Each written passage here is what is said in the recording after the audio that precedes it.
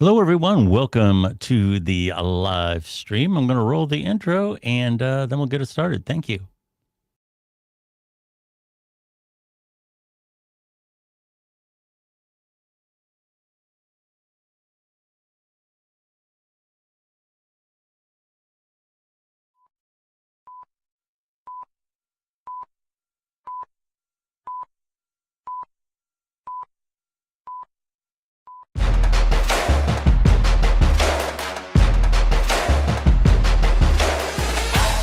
You are listening to the Billy Dees Podcast. We are waiting just a minute for everyone to engage the live stream. Remember, you can find the Billy Dees Podcast on your favorite platform.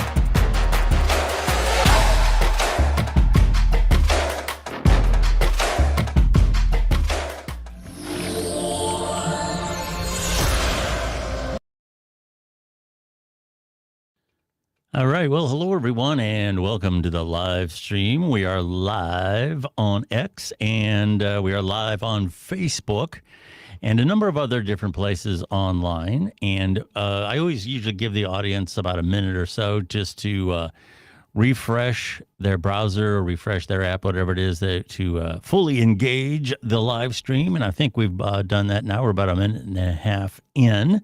So I am going to go ahead and begin the podcast that you hear when you tune into the Billy Dees Podcast on whether it be Apple Podcasts, Spotify. Good Pods is a good friend of the podcast here, and I would highly advise you to check out the Good Pods app. And I got to say, you know, we do pretty well on the live streams, Rumble, and so forth, but the real listens are always on the podcast apps. And we have a 10-year history, the Billy Dees Podcast does, on these apps. And we're very loyal to that audience because that's where the real listens are. And we appreciate you so much. So thank you very much. And here we go with the podcast. Thank you. All right. Well, hello, everyone, and welcome to the program. If this is your first time here, first of all, welcome. I am absolutely thrilled that you are here. If you've never checked us out before, we are primarily a commentary and an interview-based podcast. We do a lot of interviews, a lot of commentary, too. On Thursday nights, we go live, and normally my co-host, Cynthia, is my co-host, but she's not this evening. So she had other things that she had going on. So I'm doing a live solo, and I am actually, you know, I was tinkering around with this idea the other day about doing solos live. And what's interesting, there was a time in my past when I was a stand-up comedian, and I was also a disc jockey and a lot of other things, and I would do solo stuff routinely and never give it a second thought. But the fact of the matter is going live for any length of time, and you're not bouncing off of guests, you're not asking questions or getting questions from the audience. Those are all kind of safety valves. Being able to do a live solo is kind of where the real broadcasters are. And I've known some good ones. I've known some broadcasters that could tear a page out of the phone book, not the whole phone book, just a page, and get an hour's worth of material out of that.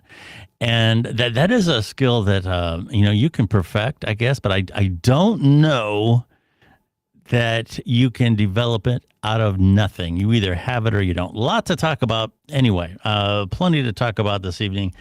And I do want to talk a little bit about cable news and this idea of free speech. Free speech is something that we touch on a lot here on the program. And it is something that I am very, very passionate about. I believe that free speech is one of the cornerstones to not only a democratic style of government, but to a free society as a whole. I do believe that I'm a free speech absolutist. As far as I'm concerned, you can say anything you want. Now, that doesn't mean a lot of times I when I listen to people online, I notice that they get that concept confused. When we talk about free speech governmentally, what it really means is that you can criticize the government, public policy, and other things without being stifled by the Congress. Congress shall pass no law. So what it basically means is that you can speak out against the government or for the government, whichever you choose, without the government intervening. Now, there's lots of nuance to this. We can go through a lot of Supreme Court decisions and things. But I sometimes feel that people take free speech and somehow equate it to some sort of a shield, which will allow them to go into the public and say anything they wish with impunity. And that does not mean that there won't be repercussions for things that you say from the general public. For example, I can say something like, I don't like a particular brand of soap because I don't like the way it makes my skin smell after I wash up. Okay. That is fine. Okay. Because that is my opinion. But if I come out and say a certain brand of soap can cause genital warts, okay, I better damn well have some evidence to prove that, or I am going to be in trouble in the courts. And this applies to a lot of different things. You know, you talk about your neighbors and you give away secrets about their sexuality. There's nothing that's stopping you from doing it, but it doesn't mean that there aren't going to be repercussions afterwards. That's something that a lot of people don't quite understand. So because I hear people say all the time, I said something and now my business has fallen off. You know, the fact of the matter is free speech. If you want to hang some, subversive style flag in front of your business, the government's not going to stop you from doing it. But if people don't come into your shop anymore, that's a different thing. Okay, there are repercussions for things that you say publicly. And one of my favorite little sayings is that you have no rights in the court of public opinion. Okay. Now, when we get into, and here's where I'm going into cable news, we have an interesting thing happening in broadcast because I do believe that broadcasters should be able to talk about controversial topics, should be able to talk about controversial opinions that they may have about those topics. And for the most part, I am absolutely 100% against cancel culture. And a lot of times people say that until it's somebody they like that's getting canceled. And then there's always a reason why that's different. Isn't that funny how that works? But when it comes to me, whether I like the person or not, I am for their ability to speak and say whatever they wish, controversial or not. Now, when it comes to broadcast, you have an interesting mix of things going on because you need the ratings. And just like my example about the store, okay, you can hang some horrible flag of some kind, of some subversive group in front of your establishment, and people might not come there anymore. Same goes for broadcast. Okay, I am not for cancel culture. However, if for whatever reason you have lost touch with the audience and your ratings start to fall off, that's a different thing entirely. That is a product just like you're selling in the store. Okay, so if people don't want to buy your product anymore, that's not being canceled. Being canceled, well, I'll tell you what, I'll talk about this on the other side of this clip because a lot of things were said about Joy Reid in this last week. Joy Reid is a commentator on MSNBC, and that is, of course, a network that makes me crazy. Okay, they as far left as you can get. Okay, let me go ahead and play this clip. Her show was taken off, and she made this announcement in the wake of that announcement. Here we go. My show had value, and that that what I was doing had value. And in the end, I try not to cry on TV. And this is kind of like me on TV, so I apologize. And then it mattered. I see Karen is there, and she's been texting me as well. And so what I will just say is that in the end, thank you.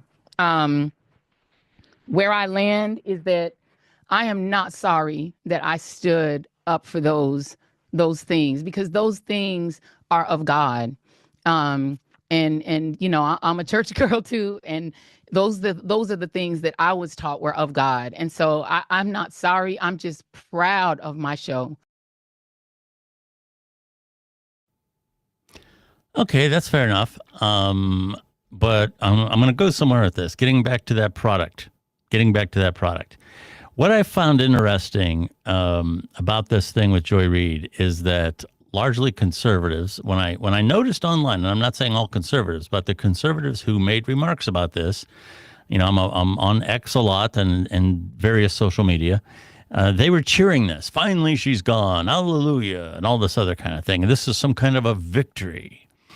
And of course, if you are on the left, this is awful. This is just the most terrible thing of all time, and it's a foreshadowing of a very deep sadness in our country right now. And Rachel Maddow had this to say. In all of the jobs I have had, in all of the years I have been alive, there is no colleague for whom I have had more affection and more respect than Joy Reid. I love everything about her. I have learned so much from her. I have so much more to learn from her. I do not want to lose her as a colleague here at MSNBC. And personally, I think it is a bad mistake to let her walk out the door. It is not my call, and I understand that, but that's what I think. I will tell you, it is also unnerving to see that on a network where we've got two non-white hosts in primetime, both of our non-white hosts in primetime are losing their shows, as is Katie Fang on the weekend.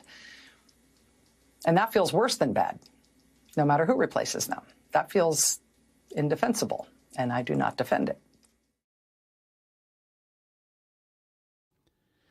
I find it very interesting that the left will often cannibalize themselves. This is the same network that compared a Trump rally at Madison Square Garden to a Nazi rally that happened the better part of a century ago at the same location, and drew parallels when there was, 70 or 80 years between them. Like nothing ever happened at Madison Square Garden before the Trump rally. This is the same network that did that. Okay, and now all of a sudden they're cannibalizing themselves. And this... here's where I'm going with this. If you are a conservative and you're cheering this as some kind of a victory, or if you're on the left and you're saying this was some horrible thing that was done to Joy Reid, let's be clear. First, right out of the gate, this was not cancel culture. Okay, this isn't a situation where a mob was organized online or somewhere else. Most of the time anymore, it happens online and social media. And they'll boycott and threaten the advertisers of a particular program of somebody they don't like. And they will troll that station. If it's a local station or whatever, they'll troll that station. Don't watch this station until so-and-so is removed. And don't buy any of the products that advertise on this show. And what happens is the broadcaster gets strong-armed into pushing that commentator out or taking the show out. That is cancel culture. I am 100% against cancel culture. And if cancel culture was behind this thing with Joy Reid, quite frankly, I would be supporting her. I would be saying Joy Reid needs to stay. But that isn't what happened here. What happened here is the economics of the business of engaging in free speech, which is what broadcast is a lot of times. And cable news in particular is very opinion driven. It's not so much a laundry list of given facts that happen throughout the day. It's largely opinion driven. And Joy Reid and Rachel Maddow are prime examples of that. What has happened is that the ratings for MSNBC are in the tank. All right. And there's nobody watching. So when she says she doesn't regret going hard, she doesn't regret. It has nothing to do with it. Nobody's watching the show. So when Rachel Maddow is on there making all kinds of insinuations about all these different types of people whose shows are getting canceled, they are not getting dropped for any other reason other than people are not watching. Now, it doesn't matter. I don't care if you look at the biggest shows that ever existed in television. You know, Gunsmoke, Hawaii Five-0, ER, any of them, Cheers, The Cosby Show, all of them run their course. Sooner or later, the audience gets tired and the trends change. You know, in the 70s, you had shows like All in the Family, Good Times, and all these other things, these gritty type of shows. It had changed in the 80s. You know, it swung to Cheers and positive shows like The Cosby Show. Of course, Cosby's a whole nother discussion, but you get my drift. And in the 90s, you know, you had the dramas, the ERs, and these other types of things. And one of my favorites in the 1980s was St. Elsewhere. I used to absolutely love that show. And those types of shows, medical shows and cop shows, are always around in some form. But as a general rule, the style of comedy in the 90s, Friends, Seinfeld, those types of shows really don't exist in any type of form today. The media landscape has changed, and the audience moves on. And quite frankly, in terms of cable news, most of the shows that you're aware of are big name shows. Okay, whether it be Sean Hannity, those types of individuals, whether you like them or not, those are very large shows that have been around a while. Most cable shows come and go so quickly you don't even notice them. And in that context, Joy Reid actually did fairly well. But the tides have turned, all right? And there's a new type of analysis that is being grabbed onto right now. MSNBC is scrambling to catch up to the marketplace. That's what's happening. It's that simple. This is ratings. This is showbiz, okay? And your concerts aren't selling enough tickets, okay? And the promoters are canceling the tour.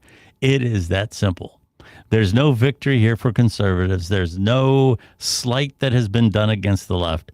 Joy Reid simply has run her course. And the dialogue that people want to listen to now in cable news has changed. The cable news industry as a whole is scrambling to get back, viewers. Jim Acosta, for example, gone at CNN. And Lester Holt on NBC, on the esteemed NBC, the standard broadcast. By the way, NBC has distanced itself from MSNBC. They are so crazy. Not even a left-leaning network wants to be associated with them. Lester Holt, in my opinion, was not that bad of a journalist. I kind of liked Lester. I had a certain amount of respect for him. Now, obviously, NBC, all of the major networks have a tendency to give some latitude to the left and be much more strict with the right. But as a whole, I think that Lester Holt was a good and honest broadcaster. Now, he was very wooden, and I've been watching him a little bit more lately as I've been evaluating this. And he always used to start his program with breaking news. He always used to say it in this real wooden, with breaking news tonight, President Trump. The only thing I really drives me nuts about that is breaking news, and lately they've stopped it. If you're the 6:30 newscast and you come on with your program, that's not breaking news. Okay, that is the news. That is why people are tuning in. And if you're talking about what Congress passed that day or what the president said that day, that is not breaking news. That is the news. To me, breaking news is something that is very active, okay? It's very fluid. It's happening right now. The outcome is unpredictable. And in that context, the network cuts into regular programming and there's this chase happening across the country, okay? That is breaking news. And as far as I'm concerned, too, I gotta tell you, there's nothing about the Titanic at this point. I don't care how many submarines go down there and get squeezed. I don't care what happens with the Titanic. What anybody finds down there. That ship has been down there for who knows how long now. All right, and there's nothing that is going to happen with the Titanic that is going to warrant breaking news. As a matter of fact, I would even question that it should even get into the framework of news. Okay, it might be general interest and is good for some cable show on the side, but to be anywhere in the dialogue of news at this point, I'm going to just say that at this point, the Titanic is fairly well gone. It's at the bottom of the ocean. It's eroding. It's over a century old. There's no breaking news. And there's a couple of stories that always seem to be coming back, and that's one of them. And there's no breaking news with the Titanic. Okay, James Carville. James Carville is one of those people that I like him in some way. I'm just not sure how. James Carville has a way of. If ifs and buts were beers and nuts, would have a hell of a party. That type of that type of Southern sensibilities are always humorous, and he always sticks them in there. And there was a clip of him talking about Donald Trump, and I'm going to go ahead and play that for you, and then I'm going to talk about it on the other side. Here we go. This is what I believe. I believe that this administration, in less than 30 days, in the midst of a massive collapse, and particularly a collapse in public opinion. Della Volpe at Harvard, who's very good. I used to think, once I saw a Harvard youth poll, I discounted it. I've come to say it's a pretty damn good poll. Pretty good guy. He's gone from 53 approval to under 30 to 39. That's a collapse. And all we need to do, the analogy I use, is Pickett is 500 yards from the stone wall. Hold your fire. It's going to be easy pickings here in 6 weeks. Just lay back. Okay, he puts in an analogy there that a lot of people may not understand, and it's a shame they don't understand. But unless you're kind of up to date on the history of the Civil War, and in particular the Gettysburg Battle, Pickett's charge is what he's referencing there.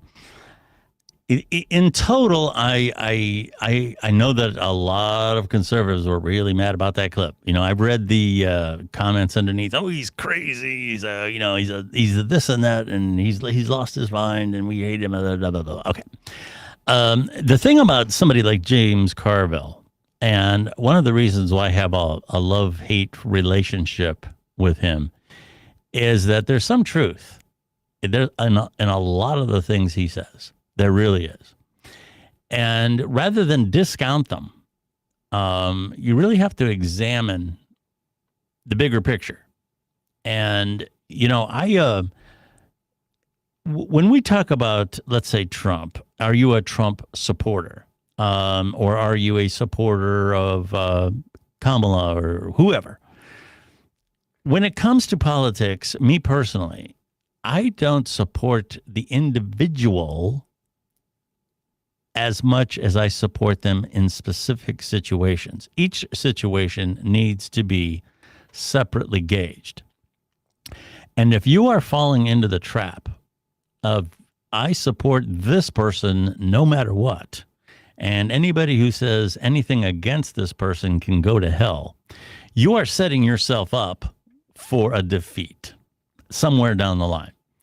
And it's kind of like having the king having a lot of yes men around him. Oh, yes, sir. Absolutely, sir. You're so right, sir. Oh, absolutely. Okay. And what happens is any ideas that he has, the king, good or bad, are getting reinforced in his own bubble. And I would hope that any president, Trump included, does not have a bunch of people who are just reinforcing what he is doing just because they want to, quote unquote, support him. I believe that that is a bad idea. I believe it's a bad in business, a CEO of a company or anything like that. It's not a good thing to do. And right now, this Doge thing with Elon Musk, and here again, I want to be clear. I like Elon Musk. And as it stands, I'm supporting Trump's ideas most of the time. I'm very much a fan of Elon Musk, and I was a fan of him long before he got involved in politics. What he did with Tesla, SpaceX to me is absolutely fascinating. If you get into, I missed my calling. I missed my calling on a lot of different things, but I kind of wish I would have stayed with the sciences longer. I was very much into physics when I was younger. And what he's doing with those returnable rockets and how they land in those holders is amazing. It is absolutely amazing stuff. And I don't know how you can just call him, if you don't like his politics, an idiot or whatever. I don't understand that at all, because this is major stuff. And yes, he's got great people working for him, but he also understands the concepts. He's brilliant in and of and by himself. And I have nothing but fascination with the guy. But here again, just being honest, I'm getting into this Doge thing and the cutbacks in the government. I don't think, and here again, you're either for me or you're against me. We got to throw that out the window. There's a nuance to everything. I absolutely 100% believe that there's too much bloated red tape in anything involving Washington. Okay. If you have ever gone into a governmental office and tried to get help, you have all your papers, all your notes and everything, and say, hey, look, this is what I got here. Can you, chances are you've left there very frustrated. It's not like dealing with a private company. And hold that thought. And I believe that something has to be done with customer service in government. And I do believe that there are a lot of people who are just, these organizations are so big and bloated, they don't know what they're doing. They don't know, the right hand doesn't know what the left hand is doing. So these things have to be cut back. In the 90s, Clinton, Gore, the two of them, did cut back by, I'm going to say hundreds of thousands of workers, but they did it over a period of time. Here again, and you can look up the exact number. I'm not exactly sure what it is, but it's a very sizable number. And they did it properly. They did it over a period of time. There were, reviews of these different things, what's needed, what isn't, and the cuts were made. And as we all know, Bill Clinton ended his two terms, with the government in relatively good shape. With the money it had at its disposal. So I believe we're in that again. We've gotten way too bloated, kind of like myself. I'm overweight. I got to get in shape for the summer, right? But I'm not, I didn't get this way in one day, and I'm not going to undo it in one day. And there's also aspects when I said, hold that thought when it comes to a private company. There's certain things about a business, especially a for-profit business. We hear so much about Musk. We hear so much about Donald Trump being good business people. And that, quote unquote, should make them good leaders in government. Not every aspect of business applies to government, because government, quite frankly, has to do things that either the private sector does not want to do or should not do. And, anything like involving, veterans, helping poor folks, some of these organizations that have people on staff to help people who are on some sort of government assistance manage their resources so they don't spend them all in the first day of the month. A lot of times these people are in a position where the people that they're trying to help doesn't appreciate them, and they don't make a lot of money. They're there because that work means something to them. A lot of times these types of jobs are jobs that this individual could make a lot more money in the private sector. But they take a job at the nonprofit, or they take the job at the government agency that's there to help underprivileged groups of people. And they do it because they want to go home at night feeling that they did something other than raise the bar for the next quarter's sales. And not that there's anything wrong with wanting to make money. That's one of the things that makes this country a wealthy, powerful country. And for people that want to advance their careers and have an entrepreneur personality and pursue those things, that's fine. That's what part of what the American dream is all about. But it's also, in terms of government, there's people who want to go home, go to bed at night, knowing that there's that one person that they helped learn to read, that they got through their addiction, helped them get through their addiction. And now they're going to school. And now they're going to be getting a job and getting out into the workplace and building their American dream. And they're there because that person believed in that mission. And they took that job because of that reason. And they themselves are making peanuts in comparison with what they could do with their education in the private sector. But they just love that feeling. And I've talked to so many of them that through the course of the week, a lot of times the people that come through there, most of them are not going to get in better situations for whatever reason. And sometimes I say to myself, how can you face that every day, that feeling of being in a situation that is so futile? But they say there's always that one sooner or later. There's always that one that went to school, got a scholarship, went to college, or learned a skill, learned a trade, got good with computers.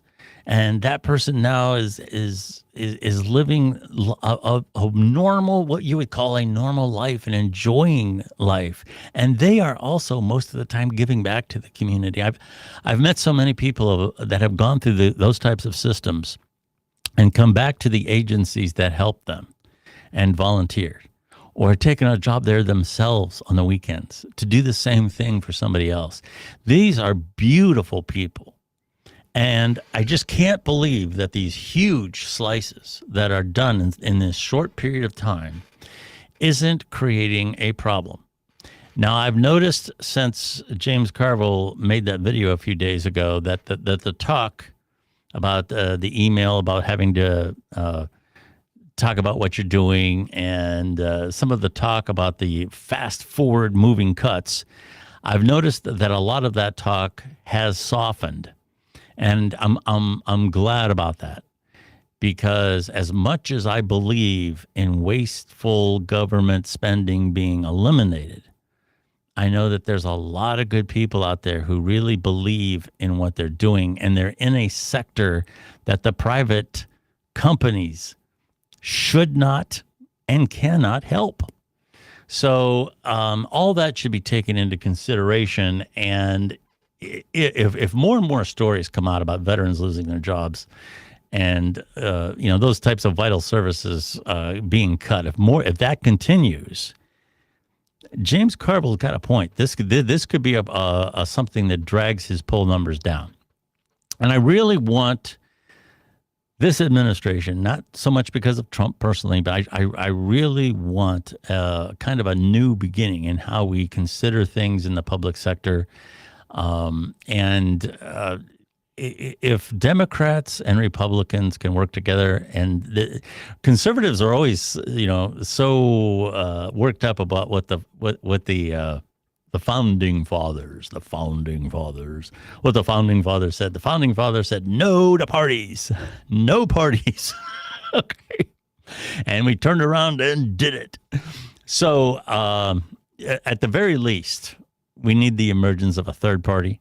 At the very least, if we're not going to eliminate parties, I'm going to say that's impossible. There's way too much tribalism right now in the public, let alone the government.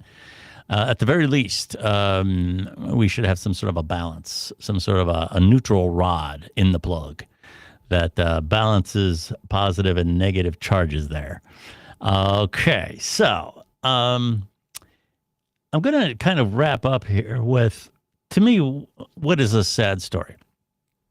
I don't too often get caught up in celebrity culture, and Michael Jackson's death hit me because I think what hit me most about Michael Jackson was the fact that, growing up, Michael Jackson, George Michael, Madonna, Eddie Van Halen, all these individuals seemed like larger than life figures.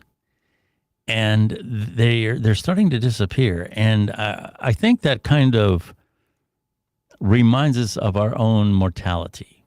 That there is a generation of people that we grew up with, that we understand, that affected our lives in some way, even if it was just entertainment. And those people's lives are running their course, and we're right in there with them. I'm a Gen X individual, and anytime a Gen X, whether it be a politician or an actor or a musician or whatever, anytime they go, it just... Not to be morbid, but those of us in that age group are in the point of our lives where we're closer to the end than we are the beginning. And I think we all are aware of our mortality in some way throughout life. Even when we're young, we know that it's going to come eventually. But as we get older, and you cross that midway point, when somebody that's in your group, so to speak, passes, it just reminds you that you're in that group where that end is coming, at some point. And we don't like to deal with that. Gene Hackman. What I always loved about Gene Hackman was he was a realistic tough guy. He wasn't like a Rambo, okay, which became almost a superhero. He wasn't like a superhero like the movies that are so popular today. He didn't, have the torn sweatshirt look that Arnold Schwarzenegger did.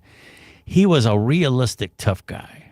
He was the type of guy that if you had a problem and you went down to an inner city a police station and you talked to a detective, that guy would look like Gene Hackman. He was a realistic tough guy.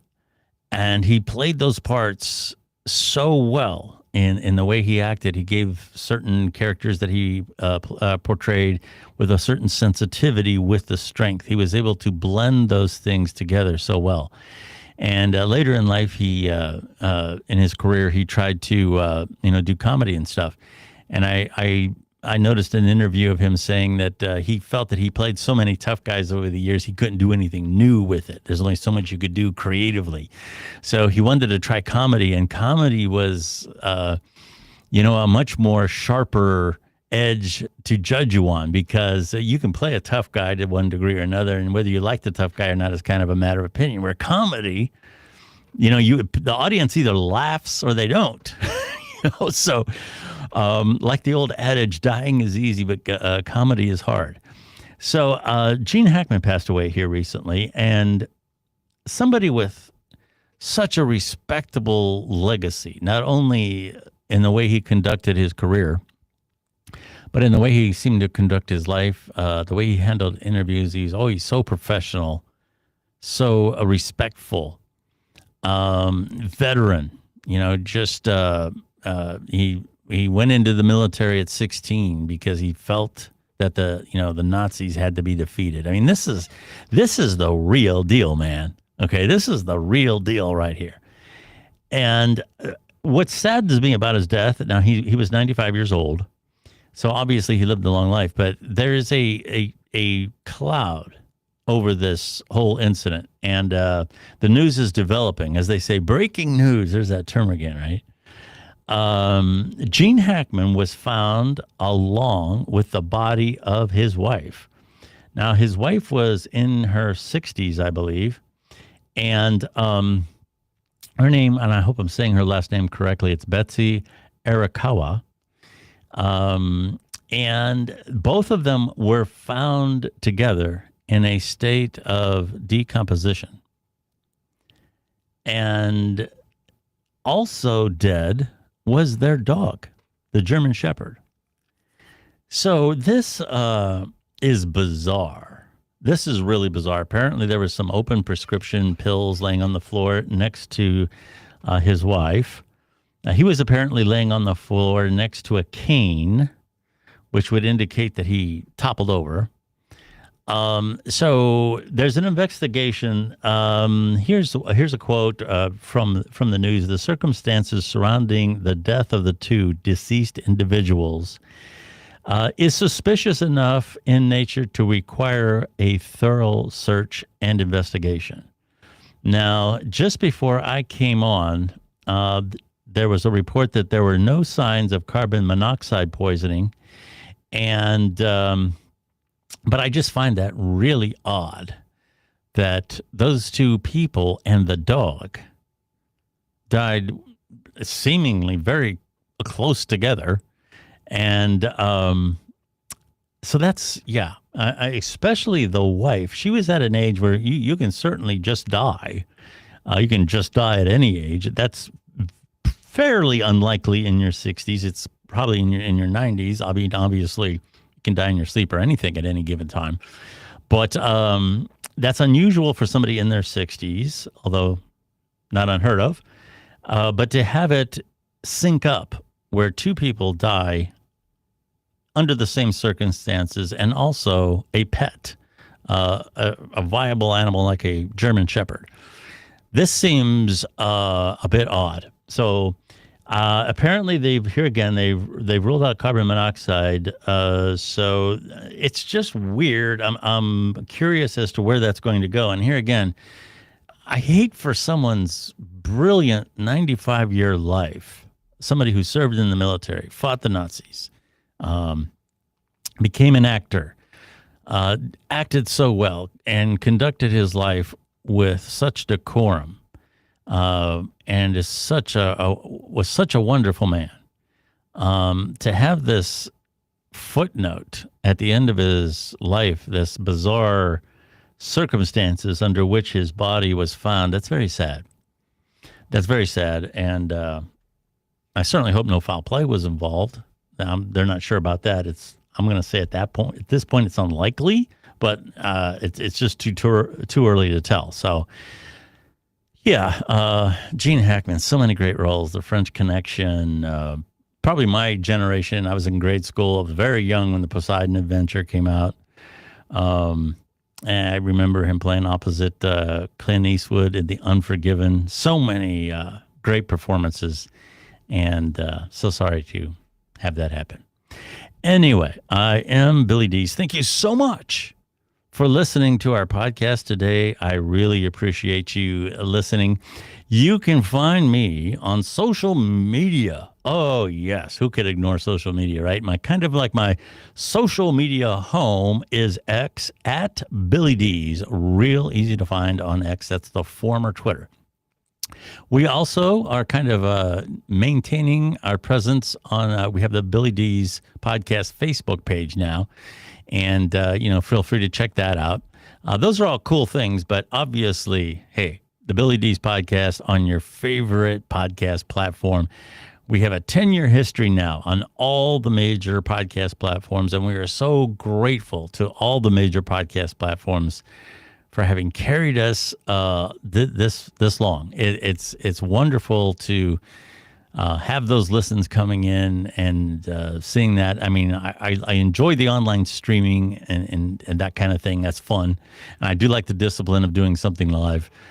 But the listens that we have, the history that we have on the podcast platforms really tickles me. I can't begin to tell you how grateful I am for all of them.